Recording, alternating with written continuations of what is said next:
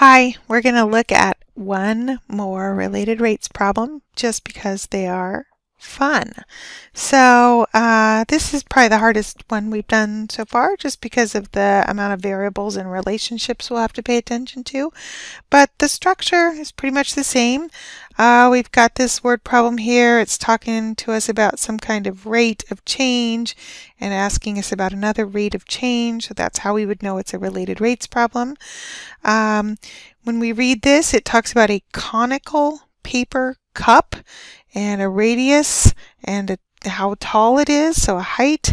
All right, so we're really talking about a cone, like those little paper cups that you sometimes get when you get water at a water fountain. Little cone-shaped cup, or maybe like you get a snow cone in. All right, so a little cup like that. So there's our diagram, and it tells us that that cup is 20 centimeters tall and radius of 10 centimeters. All right, and the bottom of the cup is punctured, so a hole in the bottom, so water is going down. And so we've got water in this cup, water down here, but that water is going down. And so we're interested in not the overall cup, but the water that's in the cup and how that water is changing. So the water that's in the cup is also in the shape of a cone. But one important thing is that that water, the cone shape that the water is in, is not have a height of 20 and a radius of 10 because that's shrinking. It's flowing out the bottom of the cup. Okay, so there's our picture. I've got some variables and some rates of change that I want to label here. All right, so we've got some information here about the cup. Those are fixed quantities. We've got some information about the water level. So I'm going to label that here in red, the water level. So we have a height here, but it's important to understand that's not at the height of the whole cup. That's the height of the water. So that's one height, and we can talk about how that height is changing.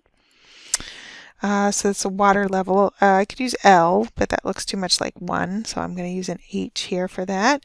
And that's going down at a rate of 2 centimeters per second, so that's a negative rate of change. And at what rate is the volume of the water in the cup changing? So it's talking to us about volume here. We're supposed to find the rate at which the volume is changing when the water level is 7 centimeters. Okay, so I have information given and asked in the problem about height and volume. But when I think about a volume of a cone, I probably think about an equation. Volume is 1/3 pi r squared h. So I probably would think about an equation that has an r in there also. So really, one kind of mysterious thing about this problem is that there's this extra variable that's not really described in the problem in terms of rates of change, but I probably need to think about somehow, and that's changing as well. And again, that's not the radius of the cup, which is fixed at 10, but that's the radius of the water, which is also in the shape of the cone here. So I've got an R and an H for the water. Okay, and so we're finding the dV/dt, and I'm not given too much information here. I have a lot of blanks in this chart as compared to some of the other charts that we've looked at here, and more variables in the equation than we've looked at before. So one issue in this problem is that there's this R that we need when we look at that volume formula, and it doesn't really describe the R. Another difficult thing about this problem is that a lot of times students think that the R is 10 and the H is 20. That 10 and 20 are for the cup, and we're interested in not the cup, but the water changing. But there is an important relationship that is helpful to notice, and the earlier you notice it in the problem, the better. There actually is a relationship between the 10 and the 20 and the R and the H. If I kind of darken this in a little bit here. So I darkened in the whole cup, the R across and the 20, and then I've got the R and the H here for my water. And so what I have right there is a picture, that part that I drew in purple, of similar triangles, where I've got a triangle within a triangle. And so my little red triangle, that is really what I'm after here, the R and the H relationships here, fits within that larger purple triangle.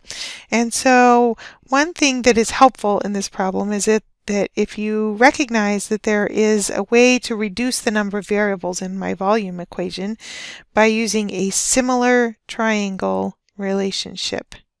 Similar triangles. Okay, so for similar triangles, the sides are in proportion to each other. So that would mean my side of the water that has a height of h, that height over 20, that was the height of the overall large triangle, is going to be equal to the r over 10. So I've got proportional sides of a similar triangle here. Okay, so that is helpful to use because that allows me to basically have less variables in the problem. If I notice, I can take this equation that I have here from similar triangles and solve it for either r or h. I'm going to solve it for r though. They didn't give me much information in the problem about r, so I would really kind of like to eliminate the r's in the problem and get the whole problem in terms of h. So I'm going to solve my similar triangle relationship here for r. So I'll multiply both sides by 10. So I'll have r equals 10 h over 20, or r equals h over 2. All right, and then I'm going to take that and I'm going to substitute that into my volume formula for r before I take any derivatives, so that I'm really finding an equation that just relates the variables that were described in the problem. Okay, so I took my volume formula for a cone, b equals 1/3 pi r squared h, but in place of the r, I put this h over 2 relationship. So that's kind of a hidden relationship, that h over 2 can be put in place of the r there, which is what makes this problem a little more difficult. Okay, but now that I've substituted that in, I'm going to go ahead and simplify the right-hand side here. So I'll have 1/3 pi times h squared over 4, and then times the other h that's there. And if I tidy that all up, I'll get 1/12 pi h cubed. All right, so from there, if I differentiate both sides of this equation with respect to t, I will get dv dt equals, on the right side, the 1/12 pi is a constant, so that just comes along, and then when I multiply that by 3, I'll get 3/12, or 1/4 pi h squared times dh dt. And then we can go look at our chart and see what we need to plug in and if I need to do any extra work. Okay, so the dv dt is what I need to find. The h, I'm going to put in h equals 7, and dh dt, I'm going to put in -2 for that. All right, so it looks like we are ready to go. So we can just substitute in our values and tidy up our answer, and I think we'll be done. All right, so h was 7, that is squared, and dh dt is -2. All right, so when I multiply that out on the right, 7 squared is 49, times -2 will be -98. So I could write that as -98 pi over 4, or 2 goes into both 98 and 4. So -49 pi over 2 in exact form. Decimal approximation, about -76.97. All right, I should label my answer. Always we should label our answers on these related rates problems. So if I go back and look at my rate of change that I'm solving for and think about units on that, V is volume, so that would be measured in cubic centimeters here, since our distances are measured in centimeters, and then t is time, and that's measured in seconds in this problem. So the units on both of these answers here would be in cubic centimeters per second. All right, so whether I want an exact form or an approximate answer, there's my answer, and both with the label cubic centimeters per second. All right, so we've looked at a lot of related rates problems. Every single problem can be a little bit different. So the biggest thing is that you just kind of learn to think your way through the problem, look up appropriate geometry formulas if necessary, and if there seem like there are too many variables, one helpful thing about this problem is if you can look for like an extra relationship between the variables that can help reduce the number of variables in the problem. So if it seems like there are too many variables in your equation and you're not given enough information about all those variables, you want to look for this extra relationship that might allow you to reduce the number of variables. So instead of my volume formula having 3 variables in it, I ended up with a volume formula that had only 2 variables, v and h. That allowed me to finish the problem and simplify, but it was a matter of recognizing that similar triangle relationship, and so those sometimes are a little bit hard to see.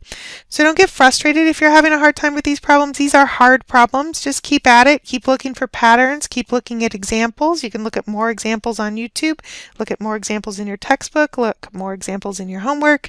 So just keep at it and you'll get better at these. So experience is my best advice.